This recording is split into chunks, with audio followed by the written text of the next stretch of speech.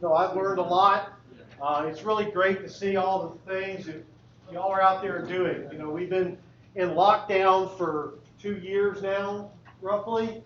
And I'll be honest, I'm kind of, maybe hard for some to believe, an introvert. I don't like people, sorry. And again, I'm up here talking, y'all like, he's an introvert, but doesn't sound like it to me, but I am. But I didn't really realize how much I missed this interaction of getting out with my colleagues and finding out all the wonderful things that they've been doing, the amazing uses of technology that have been happening, and just sharing stories and catching up.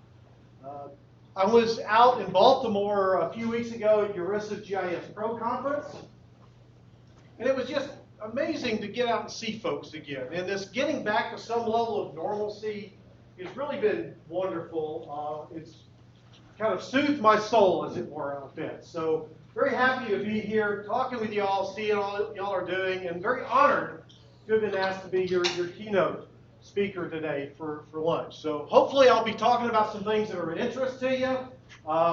As we've been doing out throughout the day, if you have questions, comments, throw them out there as we get going. So what I want to talk to you about is GIS and survey. Two geospatial professions that seem for some reason to butt heads with each other a lot. Why is that? Why do we continue to fight with each other over all kinds of things? Who's responsible for collecting data? Who is allowed to collect data? Who's allowed to process data? Who's allowed to display data? And so on. Why is this conflict out there? And that's kind of what I want to focus on today is why does this exist? And then start talking a little bit about what we might be able to do to overcome this conflict, because we don't really need it, in my opinion. So why am I talking about this? Why is it me up here discussing this with you? I'm a GIS person, or at least that's what I'm most known for. But that's not where I started. I started out in land surveying. That is me right there. Back in, I think that was from 1993. I had a mullet, yep. I'm that old. I did. I got started in surveying, and then that largely was because of my dad. My dad he's retired now, a licensed surveyor and engineer, primarily in the state of Georgia. That's where I'm from, which the red and the black, no, I'm not a UGA fan. This just happened to be the outfit my wife got them to put together for me. And she's not a UGA fan either. She's an Alabama fan. I'm a Georgia Tech guy, so anything that happens between UGA and Tennessee, please don't hold that against me. So anyway, back on track. So I said, my dad was a licensed surveyor and engineer. So the minute I got big enough to carry a bush axe and a machete, he dragged me out in the field, whether I wanted to or not. It wasn't an option. So I got out there and I cut line and I pulled a chain and I've used a transit and I've run levels and I did all that kind of good stuff throughout high school. Anytime I had a break from school, I went out in the field. As y'all can probably relate, here in Memphis, working out in the field in the south in the summer is not fun. 96 degrees, 250 million% humidity. You walk out the door and the weight of the air just staggers you. Right? So I quickly decided, forget that stuff. I don't want to do that. Although the work did intrigue me a bit. Went into the Navy. Why am I even talking about the Navy? Well, because that's where I got my first exposure to GIS. I didn't know it was GIS. I couldn't have even spelled GIS back then. Right? But while I was there, when I finally made it to my first ship, which was an aircraft carrier, the USS Saratoga, many of y'all may remember things like the Achille Laurel incident. The Saratoga was the one whose planes apprehended the hijackers of the Killing Laurel.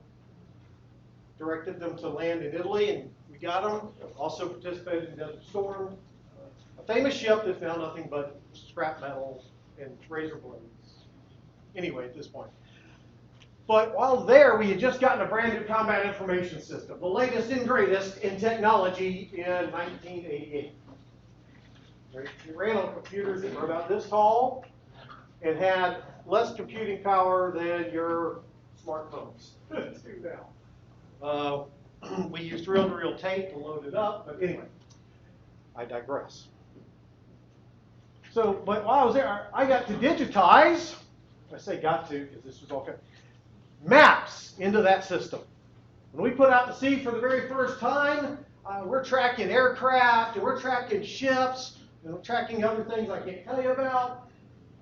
And the officers, I was enlisted, was looking at these big, pretty displays going, great, there's a bunch of airplanes, but are they over water or are they over land? Because we were off the coast of Florida. Like, I don't know. So they decided having maps in there might be good. So I got tasked because of my surveying background. I had dealt with coordinates and all that. Hey, Tripp, you do this. So I got to put in the maps of the entire East Coast. I say digitize. Somebody brought up the PUTs from digitizing tablets. I didn't even have that. I had to take a paper chart and hand key in the latitude and longitude of every point. No beep, beep, beep, no heads up, nothing. This was hand key in. So I figure out what the latitude, longitude was, and then key it in. Boy, was that fun. But I know coordinates like the back of my hand now. So I did all that. I got married during that time frame, and my wife decided that I could either stay in the Navy or I could keep her. I could not do both. I decided to keep her. Probably the best decision I've ever made. Just a few weeks ago, we celebrated our 30th wedding anniversary. So very excited about that. And she still likes it. I don't get it, but she does. Okay? So anyway, I went back to work in surveying with the same company my dad did. And at that time, I also went to school. Southern Polytechnic University at the time. It's now part of Kennesaw State. It's north of Atlanta. And I was there studying survey and engineering. So I went through and took all the courses and all that, and basically completed everything I needed to become a licensed surveyor in Georgia. Well, while that was going on, I got transitioned, or let me back that up. An opening became available in the company's mapping group. And my dad encouraged me to go apply for it. I was like, Dad, why? Mapping, surveying, I've already kind of did life change. And he said, well, one, the pay's better. Two, you're going to be in an office instead of sweating your keister outside working, or freezing your keister outside, or whatever it is in the season.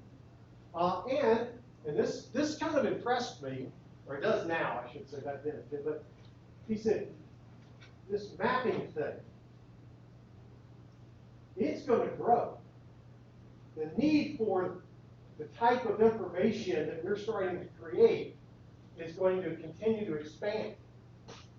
Surveying, as much as it pains me to say it, is becoming, in his, this is his words, so if anybody's a surveyor here, please don't throw things at me. In his mind, he was saying, the surveying profession has kind of died.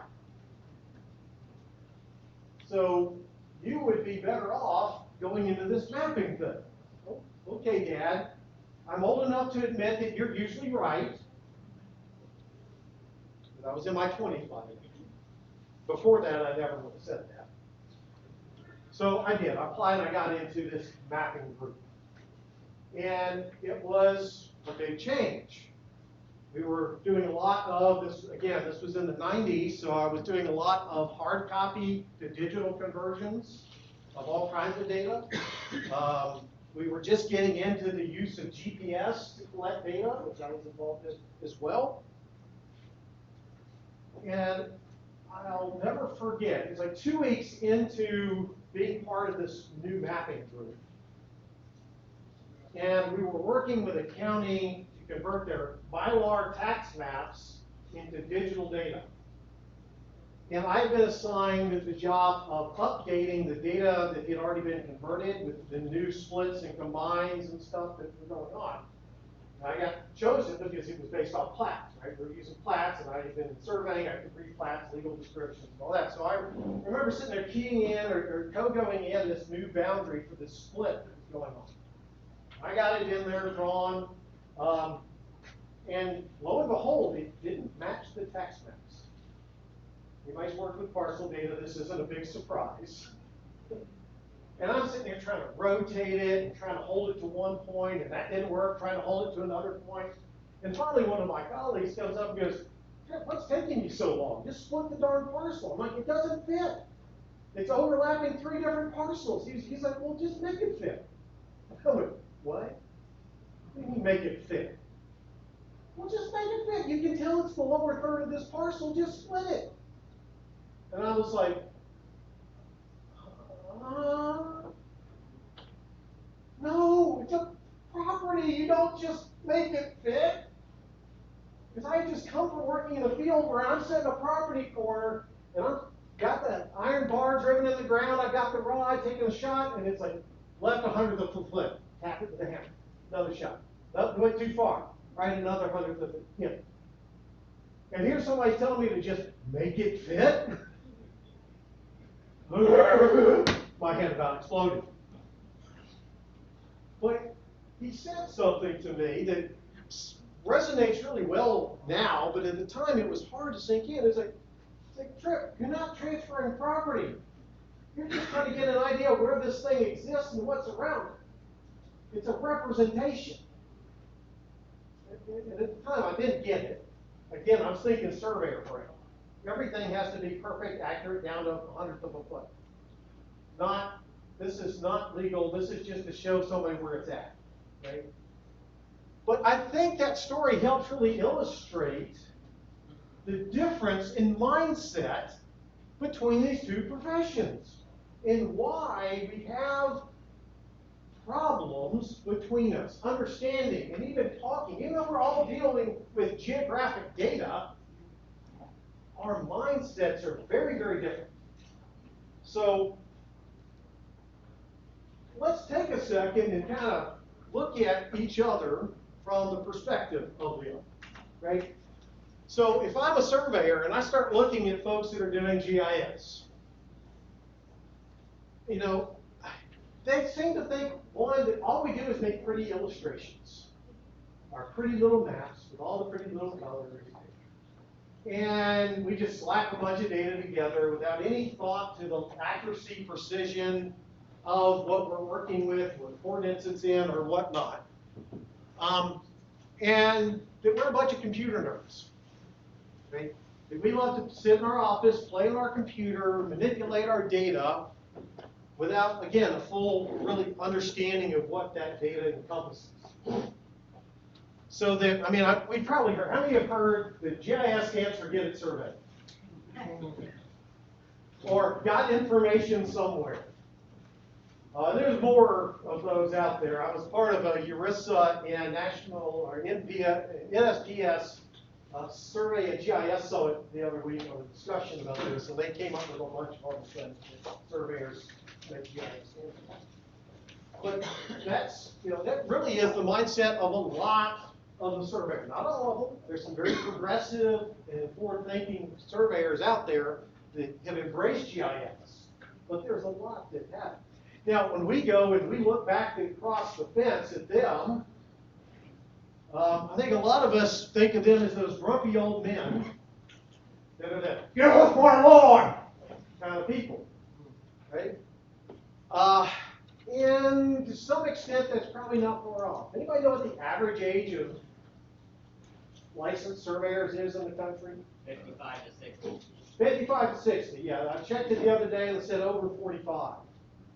So I would say the 55 to 60, based on my experience, is probably not far off.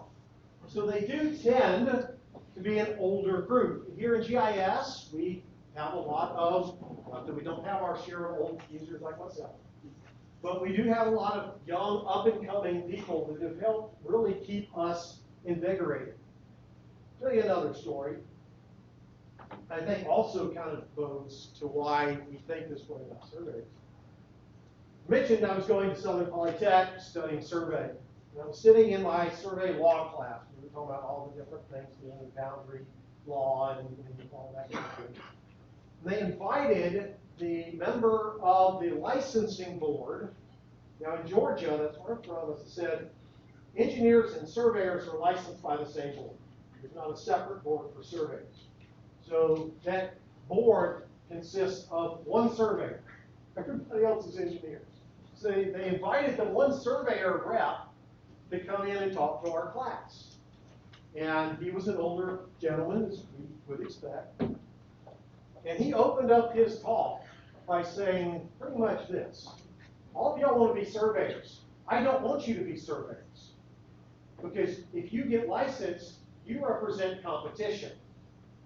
So when you submit your application, I'm going to find any and every reason to disqualify you to sit for the exam within the guidelines of those requirements. So if I see that you don't have enough experience, no. If I think if you're not demonstrating enough schoolwork in certain areas, I'm going to say no. And so basically he was telling all of these, it was a fairly young group of folks, we were all in our 20s, that were looking to become licensed surveyors, basically telling all of us the future of the profession, I don't want you.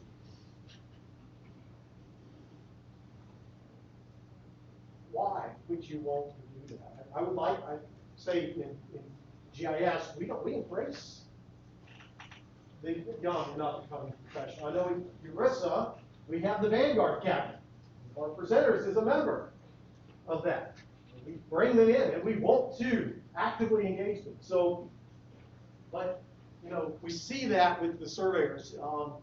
Also, from our perspective, I think we don't understand the licensing of surveyors, what that entails and what that means. We'll talk about that in a second. We also, I think, tend to focus surveying solely on property, boundary determination, and that kind of thing. And there's a lot more to survey. Now, I will add this, that it seems that the conflict between GIS and surveying is always at its worst when the economy is at its worst. Right now, there is more work for us as GIS people and for surveyors in their profession than we can shake a stick at. So the conflict is not really as prevalent now because of that. But the minute the economy goes down, I would expect we're going to start seeing things heat back up again. It's just been kind of that cycle that I've noticed over the course of my almost 30-plus year career now. Okay? So one of the things I thought I'd do is just put up some common tasks, and this is by no means a complete list. I know there's tons of things that I've missed on both sides of this, and start to see where our rub tends to come in. So if we start with surveyors, there's probably some things, some tasks that they do that most of us would agree that fall into their purview and we really don't want. So issuing a legal opinion on boundaries, either via plat or legal description. Is anybody going to argue that that's in the realm of survey? I don't think so. That's well within their purview. That's what we know they're known for. There's also a bunch of liability associated with that I don't think any of us want to take on. No, I don't. I can't speak for here in Tennessee. Maybe somebody knows, but in Georgia, unless they've changed the laws recently, a surveyor has no statute of limitations on their work. Meaning, I can go as a surveyor, I do a plat for a piece of property, I stamp it, it gets recorded, and somebody goes and builds a building based on the plat I created and the markers I put in the ground for that boundary. And 20 years later, somebody comes in and realizes there was a mistake, and that building that somebody built 20 years ago is actually on the adjoining property. I am still liable as the surveyor. In Shelby County, anyway, I know that the title company, which issues title insurance on that, it's their responsibility to make sure the surveyor, licensed and bonded, did the right work. If they make a mistake, it's on them, and you go in just like you would on any other license on insurance. Mhm. Well, and I tell you what's But he's gonna got happen. to prove it, the license and his bond. Yeah. Well, and then what's gonna happen is the title insurance company's gonna sue the surveyor. Right. So the surveyor still ultimately. But ultimately, the guy that bought the house will sue the title insurance, because they're the one that guaranteed it. They can go, go after the surveyor's bond if they want to. Yeah. But 9 times out of 10, they just try to fix it, because we've had problems where they've overlapped. Well, I mean, ultimately, that's what you want to do. But like I said, the point is, the surveyor is liable, at least in Georgia, up to 22, or over. I mean, like I said, there is no statute, so it can be 50. Right? I don't know of any other profession out there that has that. I mean, engineers don't have that. Engineers can design a bridge, and if they misdesign it and it collapses 15 years later, they're free and clear. Right? So that's something to keep in mind when we're talking about that. Creating data for engineering use. So going out and doing creating topos, staking plans or whatever for any sort of engineering project. Again, I don't think any of us would argue that that is not within the realm of surveying. And we'll kind of jump down here at the bottom right here, talking about signing off on data accuracy. So if somebody needs data that is created to, we're talking about collecting data down to an inch earlier, well, are we as GIS people willing to sign off that that data is collected, processed, so that it achieves 1 inch worth of accuracy and stake their professional reputation on that? Tripp, I think I've seen 4 years. It's 4 years for Tennessee? Well, that's good. I was expecting 7, but.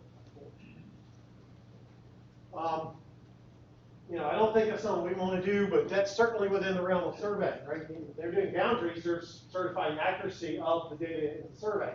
So going out and doing control or data for engineering work, again, they're stamping and certifying that that data meets this level of accuracy, and here's the process and adjustments that they perform to achieve that. And that's what they're trained for. That's all, that's part of their education to go through. They know what a compass rule adjustment versus transit rule versus least squares. They understand all that. That's what they signed off or signed for. So they'll put their stamp on that. Again, I don't think there's any disagreement from our side that that's within their purview. Okay? Creating control, as we talked about earlier, with some of the LiDAR and drone acquisition, going actually out, setting that control, that monumentation. If this is here, this is the coordinate, I guarantee that, again, in the realm of survey. I don't think anybody, construction staking, again, I don't think it's something we do, it's something they do, no argument there. So let's look at our side. Okay. Creating enterprise databases. Some stuff about that earlier this morning. Surveyors, by and large, they don't know anything about databases. They don't care about creating, they don't want to. So they'll leave that to us. I don't think we're going to complain about that. With that comes combining and consolidating data, right? We've got to load the data into that. So we take data from all kinds of things. We'll take survey data, engineering data, planning data. Wherever it comes from, we take all that in, combine it all together to create those databases, right? Again, I don't think surveyors are going to complain about that. Creating apps, the web apps. That the state presenting on the apps they have via their website, right? Again, surveyors are not going to have a problem with that. They don't. Most of them are not programmers. There's a few, but they're not going to argue with that. And then integrating, taking that solution and integrating it with a work order system, a CAMA system, a next gen 911 system, or whatever. Again, we do all that kind of stuff all the time because that's our expertise. Surveyors don't have any problems with that in most cases. This is where the rub comes in. Right? Field data collection. How many of y'all have gone out and done field data collection yourself or overseen field data collection? Yeah, absolutely. So here we are, GIS people are going out and do that. The surveyors go out and do field data collection. Absolutely, they do. So we're both doing that. Data analysis. Yeah, we do that. GIS, obviously we're doing analysis, but the surveyors do that. Yep. They're taking that field data they collect and analyzing it to determine where those property corners are, where those boundaries belong. They're looking at generating topos, building tens. All of that is data analysis. So yeah, they're doing that too. Creating maps. Plat is a map. The surveyors do that. We do that, obviously. And then just general creation of spatial data, whether it's field data collected or derived from other sources. Yeah. So this is where the problem comes in, because we've got us both doing this stuff, and this is some of the critical stuff that we do, right? I mean, a lot of us get into GIS because doing this data analysis book is really fun. Taking a series of data and trying to analyze it to solve a problem, just like we saw with the Memphis utilities this morning. That's exciting work. That's fun. I love being able to do that analysis. It's a lot funner than writing contracts and proposals and dealing with HR issues and all that stuff I get to do now. Right? So, how do we overcome this? What's the problem? How do we define this area of overlap here in such a way that we're not stepping on each other? Because making sure that we are complementing each other instead of conflicting with each other is going to benefit everybody. Right? We're going to get better data. We're going to be able to analyze things better. Right? The surveyor is going to be able to have more work. They're going to be able to know what they're supposed to do and where those boundaries are, so we're not working together. So part of that, now that we have looked at the overlap, is, well, how do we define what is GIS and survey? I mean, to us, it probably seems pretty simple. We know what we do. That's GIS. We may or may not know what the surveyors do, but we think it's it. So what defines what is GIS and who can practice it? Is there any defining bodies out there? Well, not really. We don't have any specific body that goes out and says, this is exactly what GIS is, and this is who can practice it. By and large, anybody can get out there and start doing GIS. I could have never touched it. I could not even know what ArcGIS is. I couldn't know what a shapefile is. But I can go start a company and say I'm doing GIS. There's nothing to stop that from me. Right? Now, we do have some things that kind of loosely define this. Anybody heard of the Geographic Information Science and Technology Body of Knowledge? A few of y'all have. How many of you have never heard of this thing? A bunch of, okay, well, I would encourage you to go out there and get it. So this was a joint product developed by UCGIS, which is the University Consortium of Geographic Information Science. That's right. Too many acronyms. And AAG, the American Geographers Association, the Association of American Geographers. There we go. They got together and they put together this body of knowledge. This lists all the knowledge areas that apply to GIS, or at least all the ones they can think of. And it covers everything from basic data creation up to project management. So this really kind of is a defining factor. The Department of Labor created the Geospatial Technology Core Competency Model, the GTCM, and this outlines basic skills needed in the geospatial profession. This is, when tech colleges and whatnot are trying to develop labor development courses, continuing learning type stuff, they're supposed to reference back to this, right? So these two things kind of define things that are GIS related. Okay? But none of these have any sort of standing in law. There's no enforcement of any of this. They're just general guides. Now, we do have certification. How many of y'all have your GISP certification? Okay. You go. But is it mandatory? No. You don't have to be a GIS major to do GIS or even call yourself a GIS professional. Right? So there's really no body, by body I don't mean person, I mean group, organization, that decides who can practice GIS. There's no time. Anybody can go out there and start that. What about surveying? Who defines who can practice surveying and what surveying is? The government. Surveying is a licensed profession. So that means it's codified. There are laws that define what the practice of surveying is and who can practice it. So the states have their own laws. That means every state has their own unique laws about what is surveying and who can practice it. So you have 50 different possibilities, not counting the territories, for who can do it. That's why I had to keep deferring about what's it in Tennessee, because I know Georgia, it's not the same as Tennessee, it's not the same as Florida or South Carolina or North Carolina or Hawaii or Alaska. There's 50 different definitions of that. That makes it easy. I think there are some states, correct me if I'm wrong, guys, that do codify GIS. I was going to get into that. Okay. Good point. Yeah, thank you. Good point. So, now, what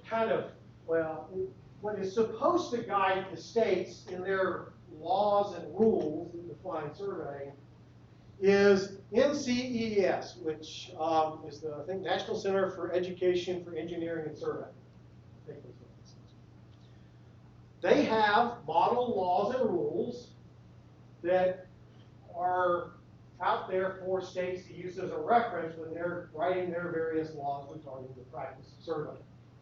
Okay? Not all states reference these. Some use them, some don't. Again, it's kind of pot blood. So, said every state is different. And you're right, some states do now require a license to do GIS. South Carolina is a good example. They have a 3-tiered surveying license. They have the traditional land surveyor, they have a photogrammetric surveyor, and they have a GIS surveyor. So if you're working in the private sector and you want to go do GIS work in South Carolina where you're collecting and generating data, you have to be licensed, or you have to work under the supervision of a licensed GIS surveyor. Right? Florida also has very strict surveying laws that restrict a lot of GIS type of work. Anything dealing with parcels, for example, has to be done under the auspices or supervision of a licensed Florida surveyor. Other states are less strict or less definitive. You know, that's where some of the problems really come in. So I've got the Tennessee definition of surveying up here. This came out of Tennessee Code. I've got the link that I pulled this from down here, so if you want to go look it up. But it says, the practice of land surveying means any service work, the adequate performance of which involves the application of special knowledge and the principles of mathematics, related physical and applied science, and the relevant requirements of law for adequate evidence to the act of measuring, locating lines, angles, elevations, natural or man-made features in the air, on the surface of the earth, and within underground workings. And so I'm not going to go into all of it. Now I have a question. When you read through this, how many of y'all have specialized knowledge that use the principles of mathematics and physical and applied science to the act of measuring or locating angles, lines, and stuff that represent both man-made and natural features? How many of y'all do that? Everybody in this room does that. If you're GIS, you do that. Are you practicing surveying without a license? Potentially. This is where we start to have rub. This is a very it's open-ended definition. Is any of this mentioned for use in engineering work? No. It does talk about plats and laying out of land in here, but it doesn't limit it to that.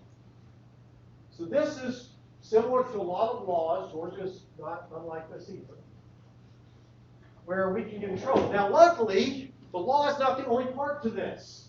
The other part to this is rules. So there are rules that are used to help clarify the law in more detail. So you have to take the two together. You can't just look at the law or just look at the rules. You got to look at them together and how they impact. And this is just one of the rules. Let me get it here. Hopefully my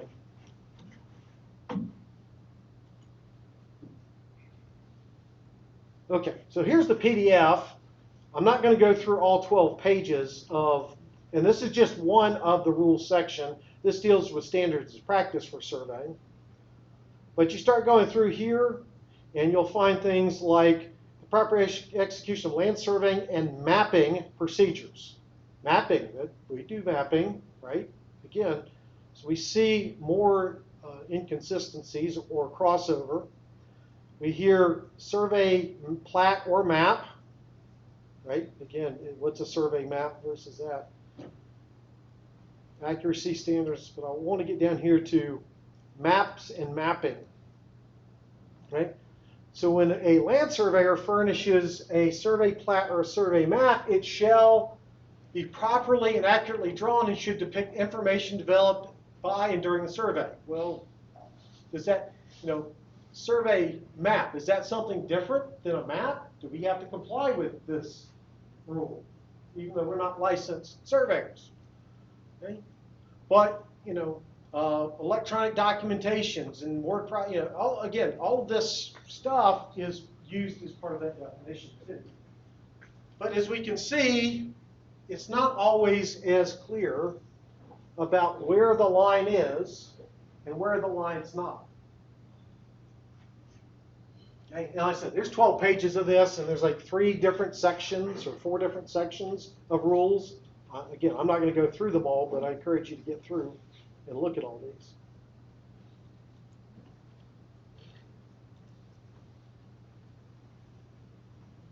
So, yes, sir. You were talking about the rules or whatever. 31 years ago, when a surveyor was teaching me stuff, I was actually, I could run a meets and bounds description thing. I was training for real estate and jumping over there too. We were all the mapping department, and I learned the technical terms that we use to be able to make those things that you just pulled up, those rules work. It's called budgeting. You got it because it all plays together. Yep. Trying to make it fit, make it work. Yep. So, that just goes to show, again, why we have the rules are so unclear. And the enforcement of those rules is often dependent on the current economic climate, the understanding of the legislative body and the difference between the two things, and the enforcement capabilities of the board. Because all of the enforcement is coming through that licensing board. If you're practicing surveying without license, it's up to them to start action. Now, in Georgia, our licensing board has no real teeth. They can send me cease and desist letters, tell me to stop practicing surveying without a license. I can ignore them. They have to then send it to the Attorney General's office to actually prosecute. The Attorney General's office is going to look at that and go, has anybody really been hurt? Has somebody died? Has somebody lost property? And if not, they're going to kick it on them. So I can continue practicing surveying in Georgia. Quick question on that. Sure. They can't pull your licensure? Well, they could if I was a licensed surveyor.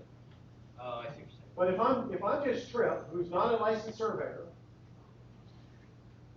yeah, they can't pull a license. It's nothing. Now, other places in North Carolina, for example, a couple of years ago, there was a GIS company that was advertising conversion of data into the Esri parcel fabric. Right? and they were talking about, we can take your existing parcel data, we can convert it into the Esri parcel fabric. It then allows you to do least squares adjustments and some of these other, link it to control and so forth, so on. Well, because they were talking about least squares adjustment and control, the state board, the light surveyors said, you're performing mathematical adjustments to parcel data that changes the boundaries, so you're now practicing surveying without a license. You have to cease and desist. Now, keep in mind, all they're doing is converting data. They weren't creating any data. They weren't updating the data. They were just taking it from one data format and moving it to another. But the state board shut them down. Told them they couldn't do that anymore unless they had a licensed surveyor on staff or partnered with a licensed surveyor in North Carolina. And that board had teeth, because they could pull their business license, they could do a lot of other things to shut them down. Right? So, again, it's going to vary. So, what does all of this mean? All of this ambiguity, this infighting, what does it really mean for us if we don't get actively involved? Right? Well, it means we're going to continue to conflict with surveyors. There's going to still be this them versus us, which doesn't do anybody any good. It continues to cause confusion with the people we serve. Do I have to get a survey? Can I get a GIS person to do it? Again, I'm going to tell a story. I was down in Coffee County, Georgia. That's down near the Okefenokee Swamp, southeast side of the state. And I was updating the parcel data and doing some patching of some computers and things there for them. This young lady walked in the assessor's office. And she started talking to the chief appraiser. It appears her father had just passed, and she and her stepmother, who was apparently quite a bit younger than she was, were in a dispute over her father's property. Who got what? And so she's over there going, well, I think this one's supposed to be mine, and is it?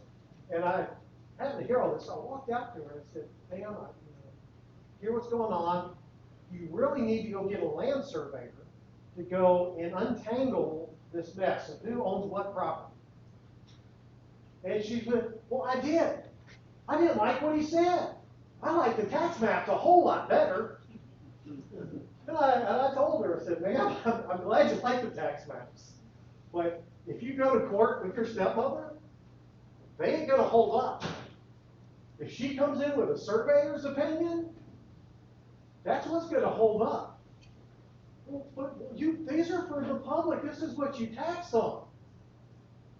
Why can't this hold? Well, again, it's just a general representation. She was so confused over the differences. And we all put up disclaimers, right? But disclaimers are like software licenses. How many of y'all have ever read your Esri software license? I have. Once, and I only did it because I had to write a license for a piece of software my company developed. And I figured Esri was a good place to start. But yeah, so it's just disclaimers like similar.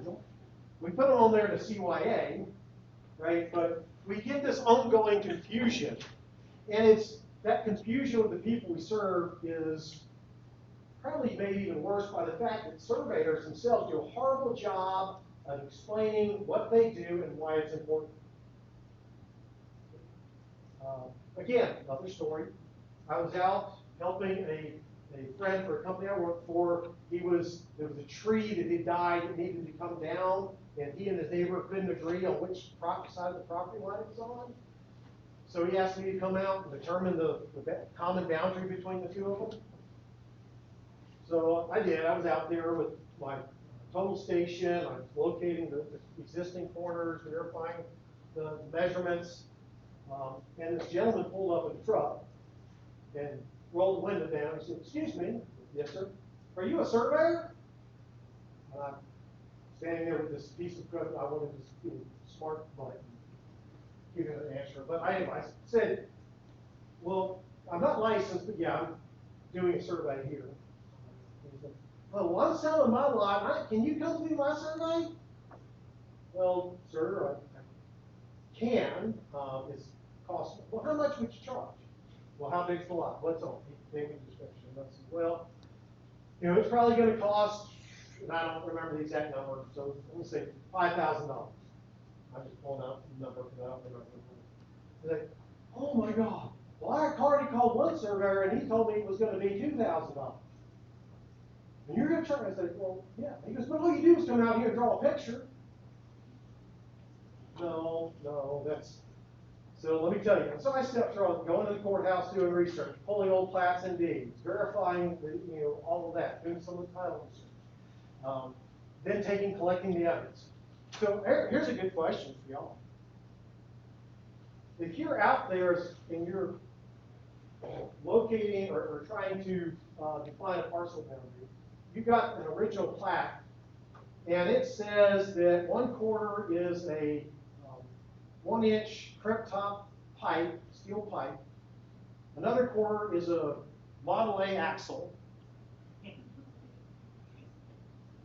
And I will talk about the other corner being the dead cow under or on top of the old rock, because I discovered that too. And you go out in the field and you find a 1-inch crimp top pipe made of steel, and you find what looks like an old Model A axle. Now the plat says it should be 125 feet at a certain variance. You go out there and you measure those two corners, the actual monument for those corners, and find out it's only 100 feet instead of 125 feet. What holds? It's 100 feet. The evidence in the ground, if you can identify it as being part of the original survey, that identifies the intent of the surveyor, those hold. The measurement on the plat does not. Now you get to go tell somebody, as a surveyor, why they are missing 25 feet on their back line.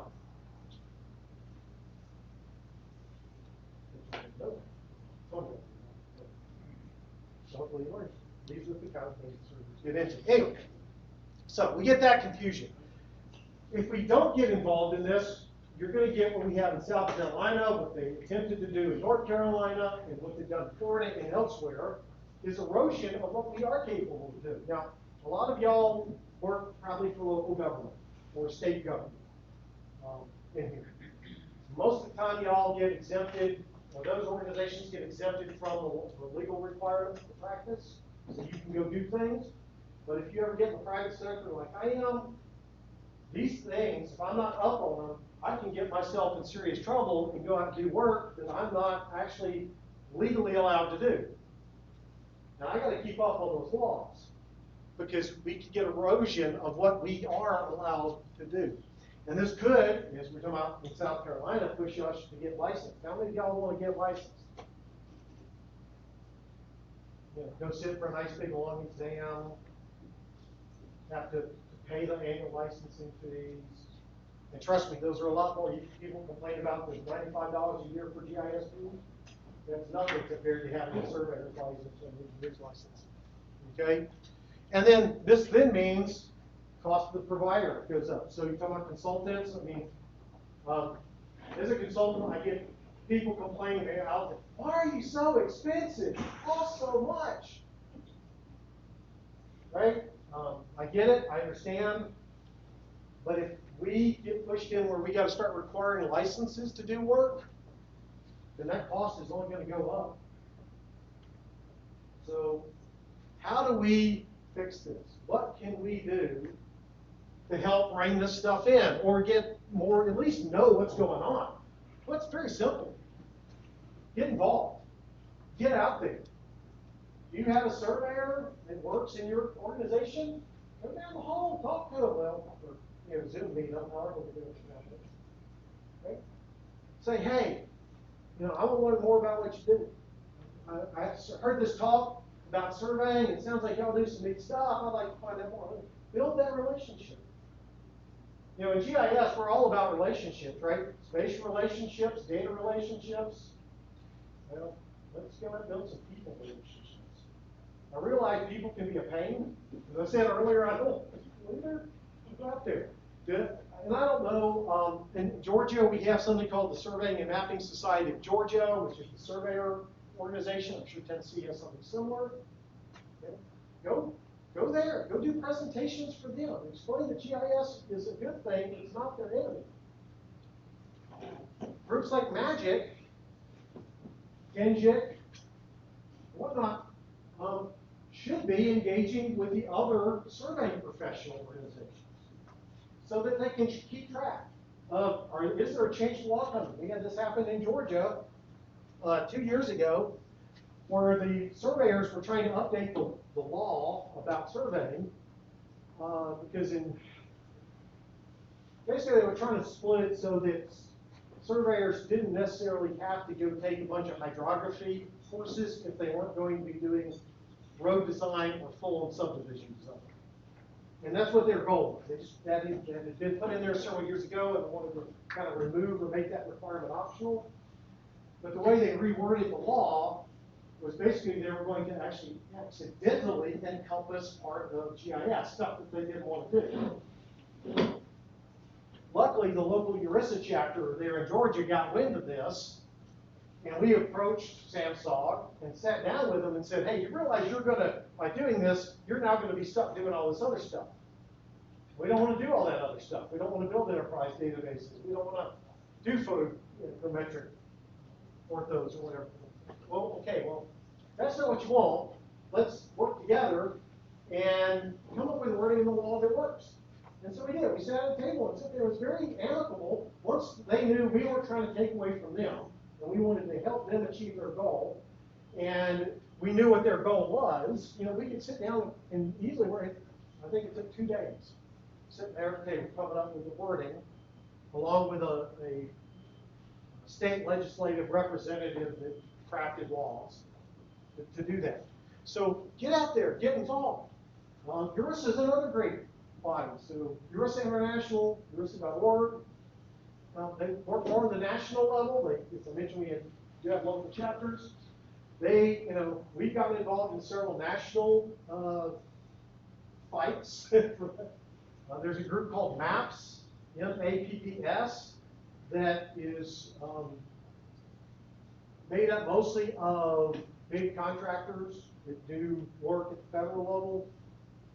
That we're trying to push, or have been trying to push, GIS under the QBS qualification-based selection things, which basically then require you to have a license to do it. So ERISA got in there. We were able to put a stop to that. So anyway, so get out there, get involved. Find out what they're doing. Open the dialogue with the surveyors. 9 times out of 10, if you're talking to them, they're your friends, right? But we have to mess up our friends? I hope not. Not really good friends if you are. Okay? Be active, get out there, talk to them. Okay? So with that, I wasn't paying any attention to time, so we are. You're good. I'm good. Anybody have questions, comments about this topic? Yes, sir. Great presentation. Anybody who's been in this industry for a while, you've heard these arguments. This is not new. No. The question I guess I have, or comment, or just stream of conscious would be, so perhaps, yes, we don't want to have GIS be a licensed profession, but the flip side of that conversation, or the flip side of that question is, how do we get our standards better and for people to follow them? Because I guarantee everybody here has gotten some data from a GIS, quote-unquote, professional, and it was awful. And there was no metadata, they didn't follow any FGDIC standards, and they're hacking at it, and that causes lots of problems. And so on the license side, as an engineer or something, they look at that and go, well, this is a joke. And unfortunately, I think because of that, some of the salaries and wages that GIS people get are not as high as some of the other licensed professions, because I think there's a lot of people out there that think we're cowboys and cowgirls, or whatever you want to call them, And I don't necessarily agree one way or another, but I just love to hear your thoughts on, like, how do we kind of raise the tide so we all do a little better? That's a great question. I agree completely. I think, one, it's imperative on groups like this to bring up and explain why metadata, for example, is important. It's a royal pain in the keister to create. It is boring as all get out, but the reasons you just talked about, it's extremely important. So we need to educate ourselves on that. We also need to work to educate our bosses. Is why do you need to spend 2 hours creating this metadata stuff? Because it doesn't get me the map or the data or the web app or the whatever I need. Because All they want to see is the pretty picture. they want to see the pretty picture and they want it now.